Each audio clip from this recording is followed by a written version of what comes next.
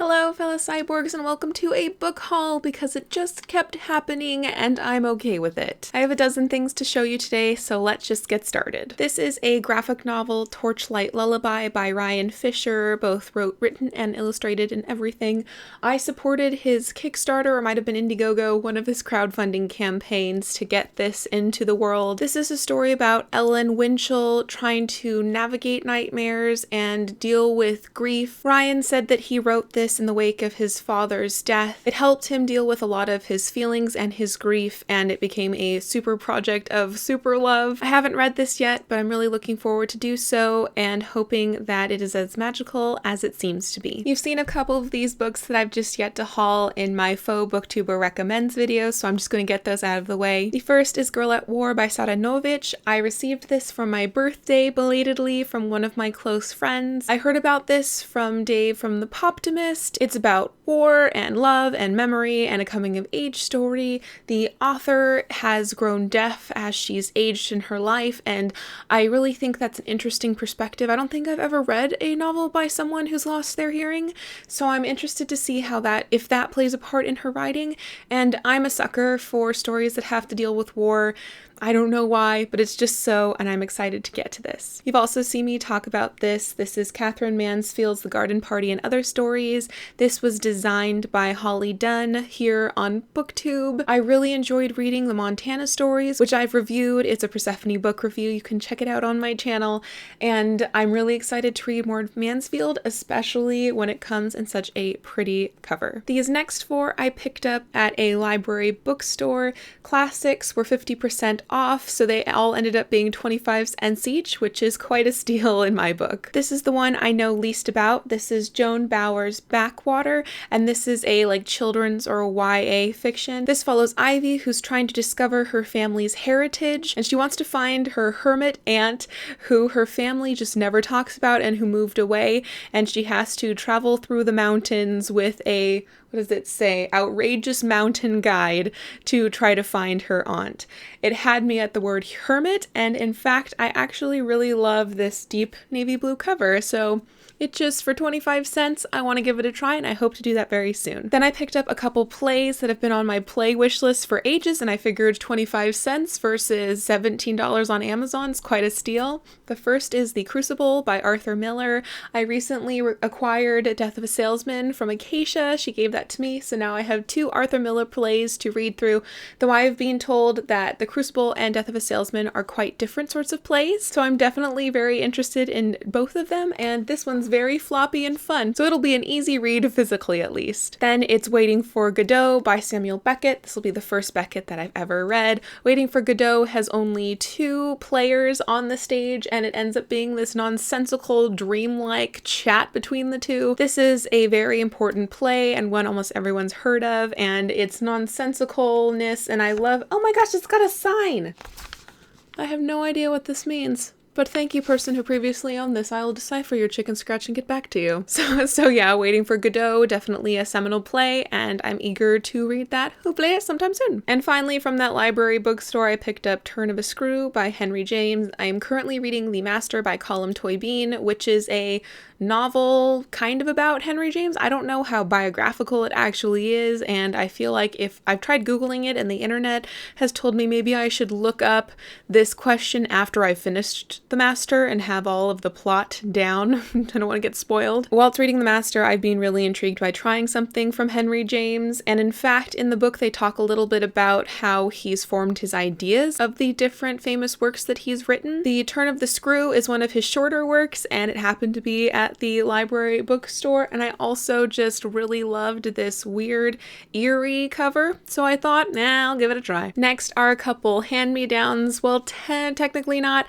My mom and I went book shopping when she came up to Canada to take me back home to California, and whilst book shopping, I pointed out a couple books that I've had my eye on for a while, and she said, I'll read those and give them a try, knowing full well that they would find a permanent home with me. The first being My Real Children by Jo Walton. This won the James Tiptree Jr. Award, I think in 2015, which awards authors who write texts that have to do with women in some way or another, like women's issues, or I'm not quite sure author. Even though I don't really know what it awards, it's one of the awards that I really pay attention to. Jo Walton is also one of my favorite authors. I have read 3 of the books that she has published, and I'm looking forward to reading more, and this is the next one that I want to get to, so thanks, Mom. The second book that my mom let me keep forever and ever is The Lake House by Kate Morton. I have read one of Kate Morton's works, and she seems to be really quality general fiction. I think all of her books, in fact, have a historical fiction aspect and flip between modern day, whatever modern day year happens to be, and a historical context. This is her latest novel, and it plays with themes of Peter Pan and Alice in Wonderland, with lost children and other things like that, so I definitely have been waiting to pick this up in paperback, and my mom just made it really easy. This is one of the few books that I have pre-ordered this year. For some reason, that sounds really hard to say. This is The Dance Hall Years by Joan Haggerty. This is published by Mother Tongue Publishing Limited, which is based off of Salt Spring Island, which is very close to where I was living in Victoria, British Columbia. So far, I've been really impressed with them. I read The Short History of Crazy Bone, which was a long poem by Patrick Friesen. Really enjoyed that, gave it 5 stars, and then I recently picked up Patron. I think you might have remembered that it's a novella about a woman who's trying to trace her Romani history. This one, however, I'm going to read you from the back. It sounds absolutely enchanting, and oh my gosh, that spine thing? Okay, but you can be as pretty as you want, but your merit comes from your words. So it says, "This enriching, complex family saga and interracial drama brims with beautiful writing. It begins one summer on Bowen Island during the Depression and moves through Pearl Harbor and the evacuation of the Japanese and into the 1970s. Gwen Killam is a child on Bowen whose idyllic summers are obliterated by the outbreak of war. Her swimming teacher, Takumi Yoshito, disappears along with his parents who are famous for their devotion to the Bowen Inn Gardens. The lower mainland is in blackout, and so is the future of Gwen's beloved Aunt Isabel. The Bowen Island Dance Hall becomes an emotional landmark for time passing and remembered. Brilliantly crafted, a literary gem." Let me just show you the front cover here and the back. So this takes place during, wars, and I said before that fiction that has to deal with the different wars really intrigued me. This has historical aspects, it's got a family saga aspect, and it's supposed to be beautifully written. I haven't tried out the first couple pages yet, but I'm really excited to get to this. It's actually quite a heavy book as well. It seems to be really well made. Please check out Mother Tongue Publishing if you haven't already. This isn't sponsored, I'm not working with them, but I think that they're a really impressive teeny tiny publisher on an island in Canada. And finally, the 2 that I'm most excited for joining my bookish family, because we're a clan now. I've been trolling the library bookstores quite a lot recently, and when I was there one day, I found these 2 Steinbecks. So I picked up The Grapes of Wrath and a collection of his short novels, and these are from Viking. I think they're like 1960s publication. They're naked hardbacks and super plain covers, just John Steinbeck, and on the spine, John Steinbeck in this really funky fantasy sort of script and in silver, and then teeny tiny in red, and you can't really see it. It says the name. This is Grapes of Wrath. It also has deckled edges, and it just smells like dust and age and ancientness. After East of Eden becoming my new favorite book of all time, of course, I was interested in Steinbeck, but I didn't intend to pick up any more Steinbeck. I wanted to pick up a Steinbeck when I was going to sit down and actually read it immediately, but when I saw these, I really didn't want to leave them behind. They're these just old, really sturdy copies. They're hardcover, which, hardcovers aren't my favorite, but since these are dust jacketless, that makes them a bit more acceptable. Deckled edges also aren't my favorites, but, these were just so sweet. The text is fairly large, so my old lady eyes can see it really easily, and I just didn't think that I would find so special old vintage editions of Steinbeck as these. The short novels includes an introduction, which I'm not going to read because you know why introductions are evil. It was a recent video that came out. I think it would have been yesterday. I will link that down below for you. Why never read an introduction to a classic? So it includes Tortilla Flat, The Red Pony of Mice and Men, The Moon is Down, Cannery Fairy Row and The Pearl.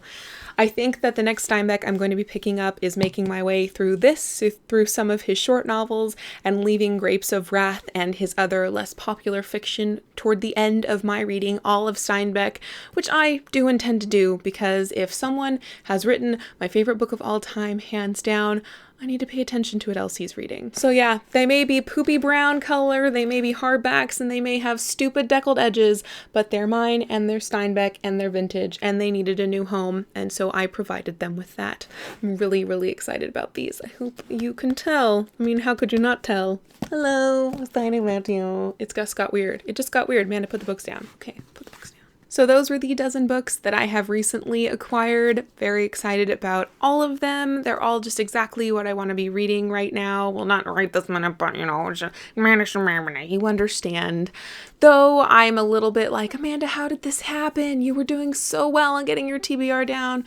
It's okay. A lot of these books were just serendipitously made it into my life, and they will be lovely and glorious, and I will get to them eventually. Keep an eye out later in this month for another book haul, a Black Writers Matter book haul. I am especially excited about those books that are going to be coming to me in the mail sometime soon, hopefully. Please let me know in the comments down below how your book buying has been going this year. Have you been meeting your book buying goals? Have you been, acquiring a bit too many, or surpassing your goal of trying not to buy a lot? How's your reading been doing this year? Are you meeting your goals? Are you having fun? Did you find a new favorite book yet?